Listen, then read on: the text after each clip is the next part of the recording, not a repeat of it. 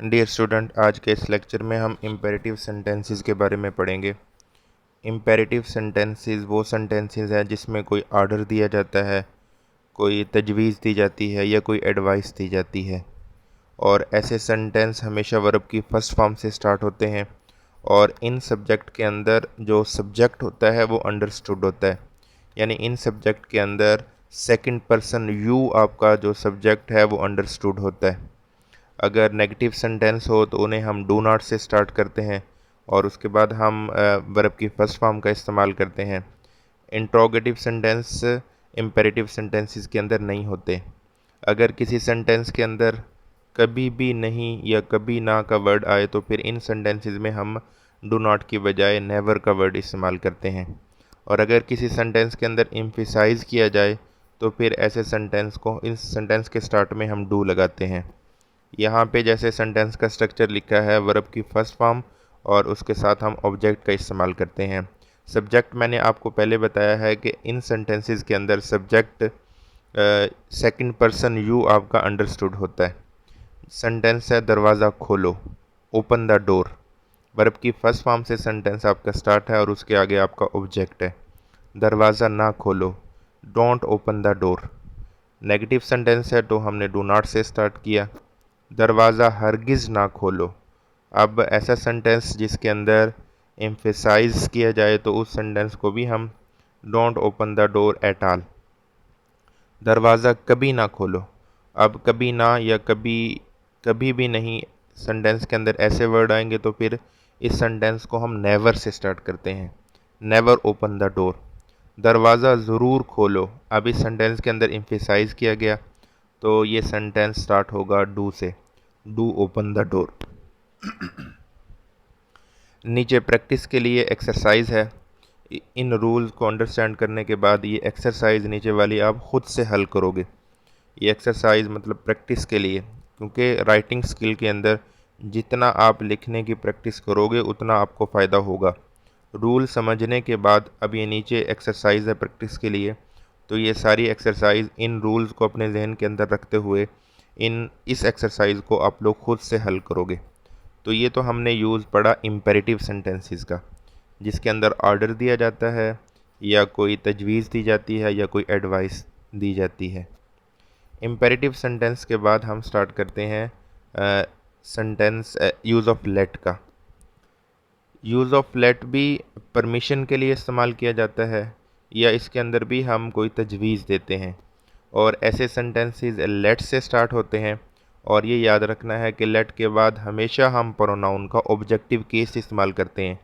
Late और between के बाद हमेशा सब्जेक्ट हमारे प्रोनाउन का ऑब्जेक्टिव केस इस्तेमाल होता है।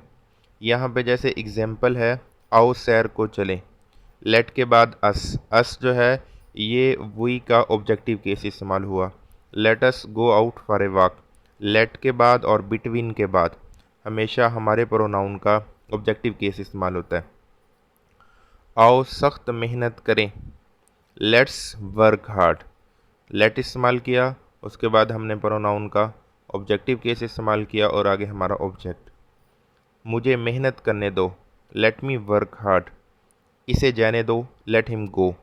अब ये यूज़ ऑफ लेट है। आगे नीचे एक्सरसाइज है प्रैक्टिस के लिए। मतलब लेट के यूज़ को समझना है और समझने के बाद नीचे ये एक्सरसाइज है, इस सारी एक्सरसाइज की प्रैक्टिस करनी है ताकि लेट का यूज़ जो है वो हमें अच्छे से आ जाए। सेंटेंस का स्ट्रक्चर क्या है और सेंटेंस किस तरह से हमने बनाने हैं, ये सारे अच्छे से बनाने आ जाए। ये एक्सरसाइज है नीचे। इस एक्सरसाइज को आपने खुद हल करना है लेट के रूल को समझते हुए। और इस एक्सरसाइज के अंदर अगर मतलब कोई वर्ड की डिफ़िकल्ट वोकेबलरी है, वो एक्सरसाइज के नीचे एज ए हिंट के तौर पे वो डिफ़िकल्ट वोकेबलरी जो है वो नीचे लिखी हुई है। तो आप यहाँ से अगर किसी भी वर्ड की आपको वोकेबलरी मुश्किल लगे तो फिर आप यहाँ से वो देख सकते हैं। चल लेट के यूज़ के बाद है आगे है use of infinitive. Infinitive sentence के अंदर टू के बाद जो हम वर्ब की फर्स्ट फॉर्म का इस्तेमाल करते हैं, सेंटेंस में टू के बाद वर्ब की फर्स्ट फॉर्म का इस्तेमाल करते हैं, इसे हम यूज़ ऑफ इन्फिनेटिव कहते हैं। बेयर इन्फिनेटिव भी होता है, मीन के टू के बाद हम वर्ब की फर्स्ट फॉर्म का इस्तेमाल नहीं करते, उसे बेयर इन्फिनेटिव कहते हैं। जैसे कि हैड बेटर के बाद हमेशा हम बेयर इन्फिनेटिव इस्तेमाल करते हैं। मीन टू के बगैर हम वर्ब की फर्स्ट फॉर्म इस्तेमाल करते हैं, उसे बेयर इन्फिनेटिव कहते हैं। टू के बाद वर्ब की फर्स्ट फॉर्म का इस्तेमाल करना इन्फिनेटिव।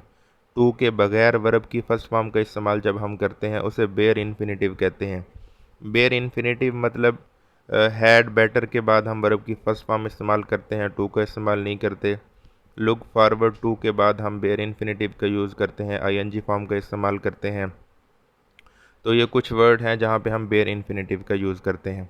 तो यहाँ पे हमने यूज़ ऑफ इन्फिनेटिव पढ़ना है। टू के बाद हम वर्ब की फर्स्ट फॉर्म का इस्तेमाल करते हैं। यहाँ पे कुछ एग्जाम्पल है। झूठ बोलना बुरी आदत है। It is bad habit to tell a lie. मेहनत करना अच्छी आदत है। It's good habit to work hard.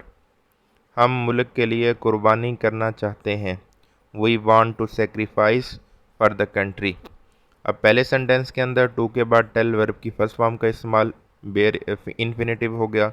दूसरे सेंटेंस में टू के बाद वर्ब की फर्स्ट फॉर्म का इस्तेमाल, ये इन्फिनेटिव का इस्तेमाल हो गया। तीसरे सेंटेंस में टू के बाद सेक्रीफाइस वर्ब की फर्स्ट फॉर्म का इस्तेमाल, तो ये हमारा इस्तेमाल हो गया यूज़ ऑफ इन्फिनेटिव। मतलब ऐसे सेंटेंसेस जिसके अंदर हम टू के बाद वर्ब की फर्स्ट फॉर्म का इस्तेमाल करते हैं, इसे इन्फिनेटिव कहते हैं। ये इन्फिनेटिव से रिलेटिव भी नीचे एक्सरसाइज है। आप इस रूल को अच्छी तरह से समझने के बाद नीचे इस एक्सरसाइज को खुद से हल करोगे।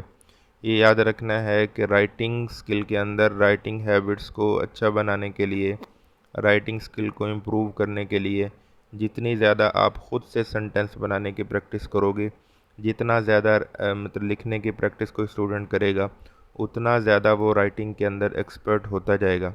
मीन के हर रोज़ वो कुछ ना कुछ सेंटेंस सीखने की और उन सेंटेंस को खुद से बनाने की और उन सेंटेंस को खुद से मोल्ड करने की, जब तक वो अपने अंदर हैबिट नहीं बनाएगा उस वक़्त वो राइटिंग स्किल के अंदर एक्सपर्ट नहीं हो सकता। दूसरी बात यह है कि राइटिंग स्किल के अंदर हर स्टूडेंट का एक्सपर्ट होना बहुत ज़रूरी है। पाकिस्तान में जितने भी एग्ज़ाम लिए जाते हैं ना, हर एग्ज़ाम के अंदर स्टूडेंट को उसकी राइटिंग एबिलिटी से चेक किया जाता है। हर स्टूडेंट को उसकी राइटिंग एबिलिटी से जज किया जाता है। तो अगर कोई स्टूडेंट अपनी राइटिंग एबिलिटी को अच्छा कर ले, अच्छा राइटर बन जाए, तो वो पाकिस्तान के सारे एग्ज़ाम क्लियर कर जाएगा। एग्ज़ामिनर को नहीं पता कौन स्टूडेंट है, कहाँ पढ़ता है, लेकिन एग्ज़ामिनर के सामने आपका पेपर जाता है। अगर आप अपने आइडियाज़ को अच्छे से पेपर के ऊपर पुट करने की एबिलिटी रखते हो, तो फिर आप सारे एग्ज़ाम में अच्छा परफॉर्म कर जाओगे। अगर एबिलिटी नहीं है, अपने आइडियाज़ को पेपर के ऊपर अच्छे से पुट नहीं कर सकते, सेल्फ़ राइटिंग के ज़रिए से, क्रिएटिव राइटिंग के ज़रिए से नहीं करोगे, तो फिर आपके लिए मसला है। तो ये बेसिक थोड़े थोड़े रूल हैं, इनको सीखते जाएंगे। और इसके आगे मतलब ये सिंपल सेंटेंसेस हैं। इसके बाद जो है वो आपका कंपाउंड सेंटेंस कैसे बनेगा, कम्प्लेक्स सेंटेंस कैसे बनेगा, बेस से जैसे जैसे आगे चलते जाएंगे सेंटेंस जो है वो आपको बनाना आते जाएंगे। चलें, आज के लिए इतना ही।